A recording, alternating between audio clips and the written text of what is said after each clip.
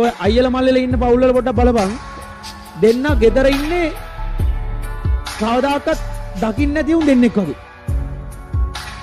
හරිද? නංගිලා අක්කලා අතර නෑ. කොල්ලෝ අයියයි මල්ලි ඉන්නවනම් උන් ළඟින් ගියත් එක්කේ නෑ. ඌව ගණන් ගන්න එකෙන් සරලව කිව්වොත් මල්ලිට අයියා කෙනෙක් නෑ අයියට මල්ලි කෙනෙක් නෑ වගේ සීන් එකේ තමයි උන් දෙන්න ඉන්නේ.